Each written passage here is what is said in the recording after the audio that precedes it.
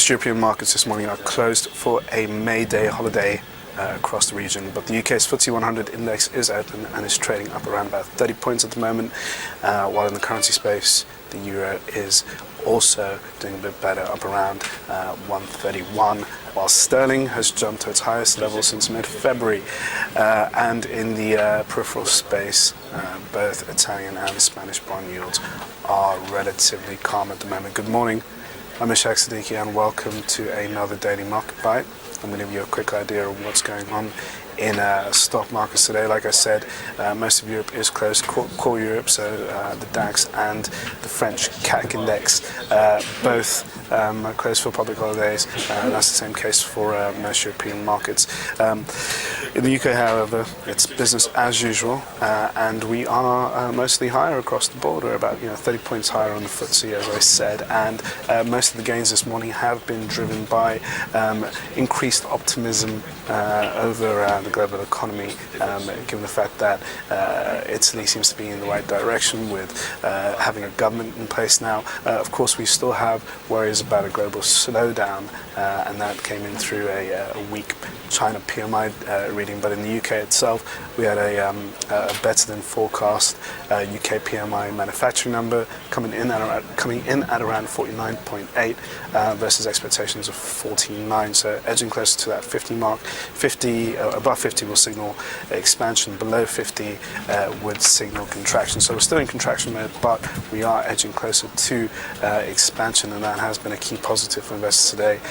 It's kicked up sterling and helped the FTSE to push higher, and at the same time we're seeing the gilt market sell off on the back of that as investors start piling on a bit of a risk. Now, given the fact that most major markets are closed today in Europe, we are suffering from a bout of low volumes and a bit of volatility, and we have some key economic data to look out for later on today, which could shake the market. First up, we have the US ADP employment report, generally seen as a precursor to the non-farm payrolls, which are out on Friday. Those are going to be eyed quite carefully by investors, and any further signs of a weakening US labor market will start worrying investors. At the same time, though, even though it would worry investors, it will, in many ways, almost reassure markets that the Federal Reserve are going to keep an accommodative stance and keep their foot on the pedal on the quantitative easing measures for some time to come. There's been a lot of talk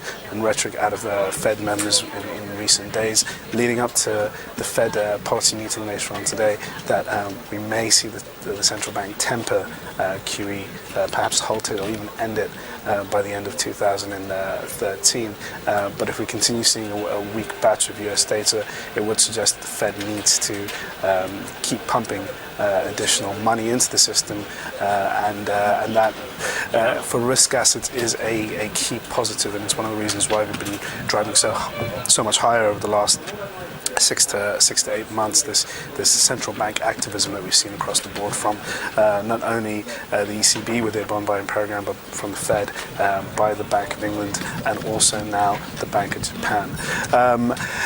Other than that, we also have a US ISM manufacturing report, and we also have numbers from Facebook. So those two are going to be keenly awaited, especially Facebook, as it will need to offer a bit more insight onto its Facebook Home product and its recent deal with HTC, the handset maker, and also how it's going to monetize its business. It's likely to report sales driven by mobile ads, but investors need a bit more detail, and we're expecting Mark Zuckerberg to put out an outlook statement, and if it reassures investors, we could see the stock price drive higher. It's suffered quite a bit since its IPO last year.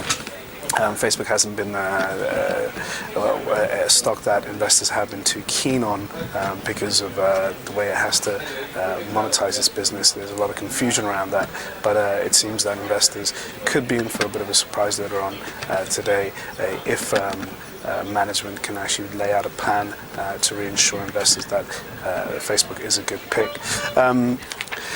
Other than that, there's not much else to say. I'll speak to you guys tomorrow. We have an ECB meeting, and there is a 25 basis point rate cut expected, and we'll see if that happens. The expectations are quite high for it. It's baked into the price now, and if we don't see it, we could see a bit of a sell-off. Thanks for watching your Daily Market Bite. Tune in tomorrow for another one. Cheers.